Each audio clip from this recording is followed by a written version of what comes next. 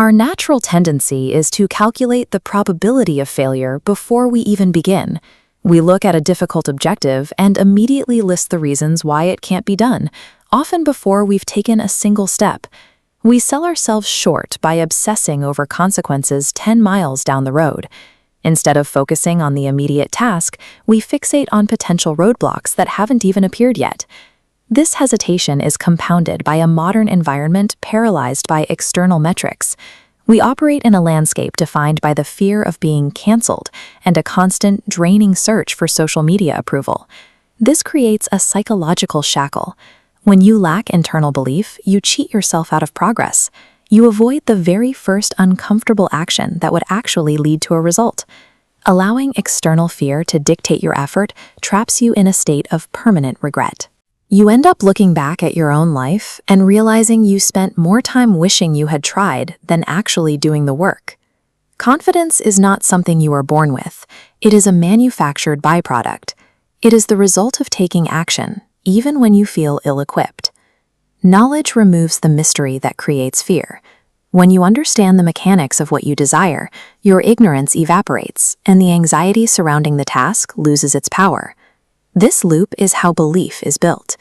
Knowledge fosters belief, which creates the willingness to try. Each attempt directly increases the mathematical probability of success, which eventually yields confidence.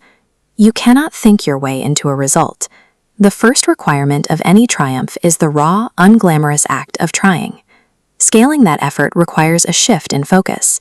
You have to prioritize the macro vision and massive ideas over the friction of daily maintenance and small-scale concerns.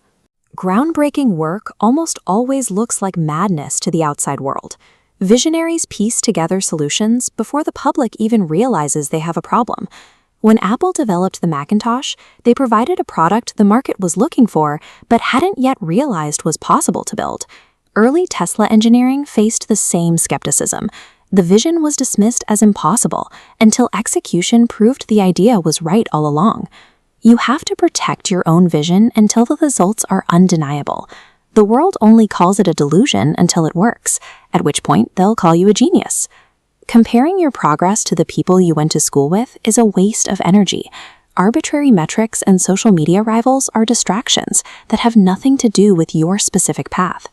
Marcus Aurelius argued your only focus should be on getting better at the work you're currently doing.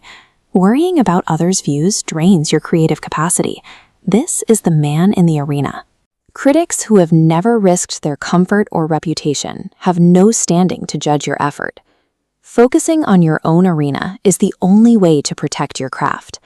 The moment you start working for the approval of others, you begin to compromise the very thing that makes your work unique.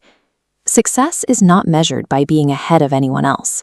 The only metric that matters is whether you are more capable today than you were yesterday. Even the most obsessed creators face doubt. As long as you are living this human experience, fear and uncertainty will be part of the process. The trap is trying to deny that the doubt exists. Your mind gives more power to the things you resist, meaning the harder you try to hide your fear, the more control it has over your actions. Admitting your doubts to people you trust removes their power. Vulnerability allows you to build internal trust because you're no longer hiding from yourself. When you treat doubt as a natural passenger rather than an enemy, it loses its ability to stop you. You find the courage to proceed in spite of it. Today's success is the greatest threat to tomorrow's progress. Once you achieve a goal, the tendency is to hold on to it and stop evolving, which is a recipe for eventual failure. Good intentions and plans are worthless unless they lead to physical movement. No life was ever changed by someone just hoping things would get better. Time is a microeconomy of seconds. In each one, you are either gaining ground or losing it. Every second that passes is an active choice between building your vision or letting it decay.